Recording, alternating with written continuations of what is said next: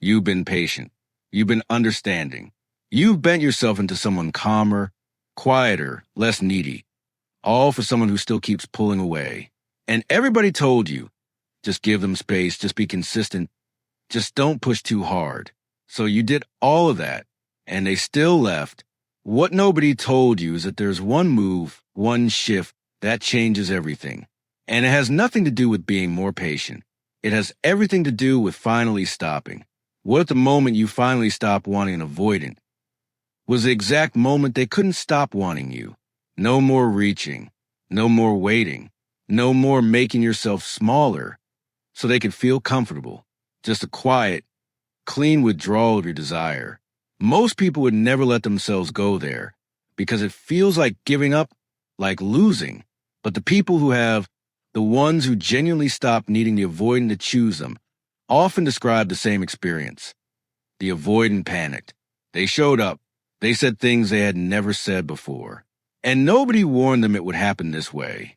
This video will explain why. Avoidants are some of the most contradiction-filled people you will ever love. They pull away when you get close, go cold when things start to matter, and can make you feel like your desire for them is the very thing driving them away. But here's the twist.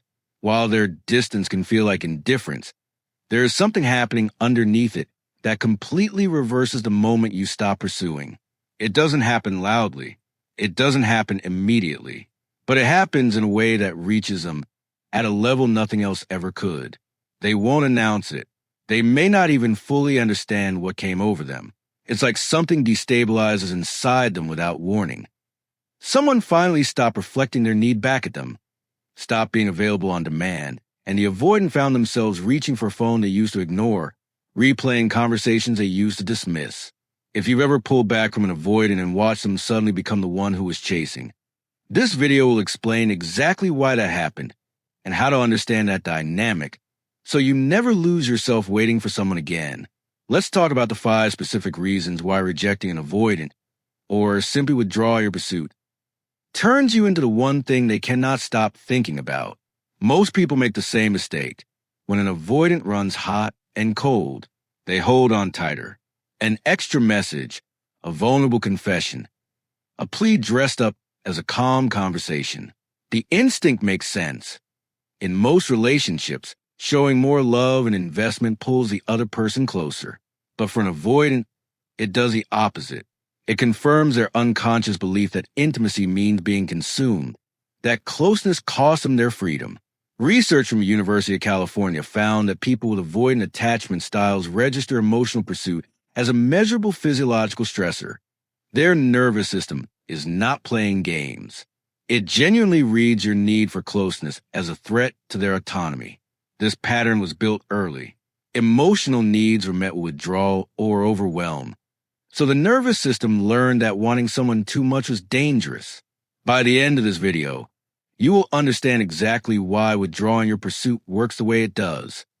Not as a manipulation tactic, but as a genuine shift in dynamic that changes how an avoidant experiences you at a psychological level. The first way is that your rejection tells them the game is over. Avoidants are, on some level, always waiting for the moment the dynamic tips. When you want them more than they want you, and their exit becomes justified. When you withdraw that wanting, when your energy quietly turns away, their entire internal system is caught off guard. They expected you to stay in the familiar pattern. When you don't, something in them pauses. They think, she's not waiting anymore. He actually moved on. That thought, for someone who has unconsciously counted on your availability as a backdrop to their freedom, lands like a quiet alarm. And an alarm, felt in relation to a specific person, becomes a pull they cannot easily switch off. The second way is that it removes the one thing that was making them feel safe to stay distant. Most avoidants maintain their distance partly because they know, somewhere beneath the surface, that you'll still be there. Your consistency, your love, your willingness to wait. It is the very safety net that makes their avoidance sustainable. When you take that away, the comfort of the distance disappears with it. They no longer have the luxury of deciding later.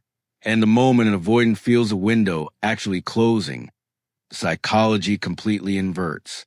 Suddenly, they're the one calculating risk. Suddenly, they're the one afraid of loss. You become the person they associate with that rare, destabilizing feeling of almost letting something real slip away. The third way is that it forces them to confront their own desire.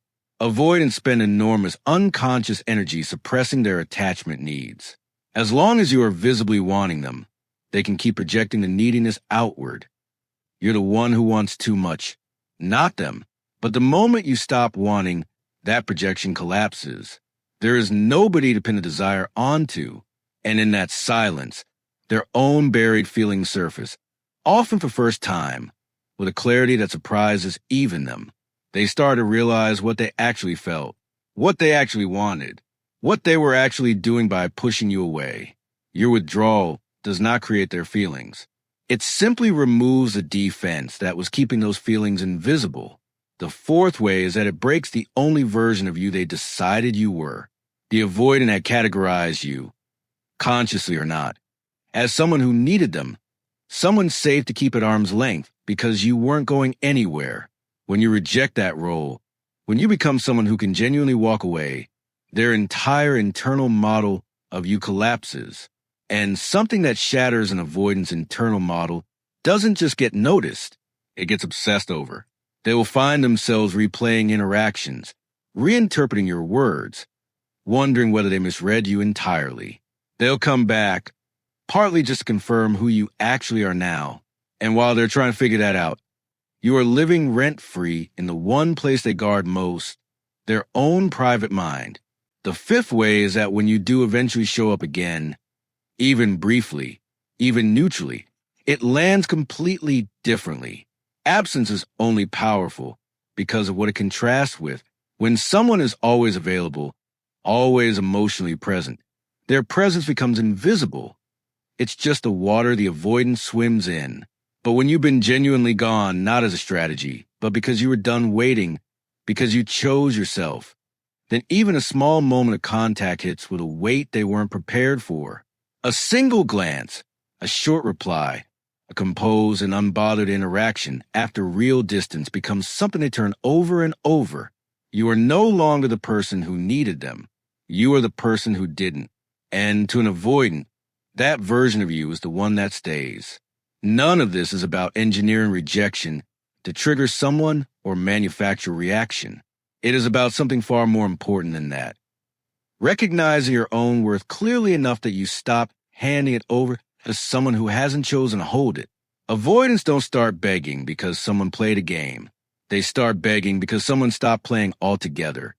Because a person they had quietly taken for granted suddenly became someone they could genuinely lose. The only question worth sitting with is whether your withdrawal comes from that place of self-worth, or whether the strategy you're waiting to reverse the moment they respond, because they will sense the difference. And the version of you that has truly moved on, that is the version they will spend a very long time trying to get back. If this hits somewhere real for you, if you recognize yourself somewhere in this video, drop a comment below and just say, "I'm done waiting." You don't have to explain anything. Just mark the moment. And if you know someone who's been holding on too long for someone who keeps pulling away, send this to them.